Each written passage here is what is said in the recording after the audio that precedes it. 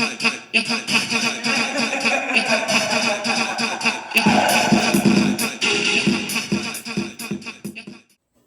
guys, what's up? Welcome back to my channel. For those of you who are new, hi again. I'm your girl Tiffy G. This is ATbeautyy TV, where we just cover everything in the world of beauty. So if you like what you see, be sure to hit that subscribe button and let's get into it.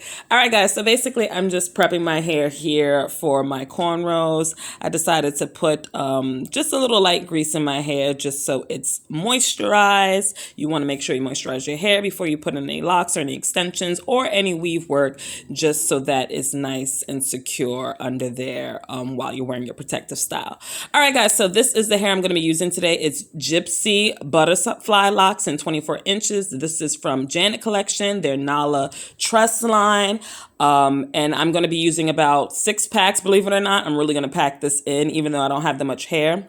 So as you see right here, I'm just plaiting down my hair. I'm cornrowing it down. I'm going to do about 4 of these, as you see here.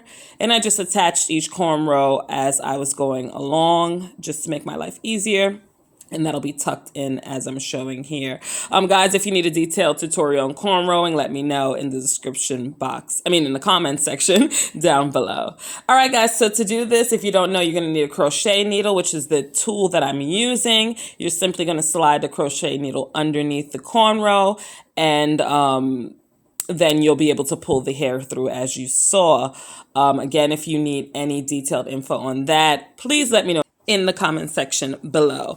Also, be sure to check out the description box. It'll have all the details on everything you need to create this look, okay? So yeah, this is pretty much the finished look, guys. I really am in love with the way this came out. I've done this style a number of times. I haven't done Burgundy in a while.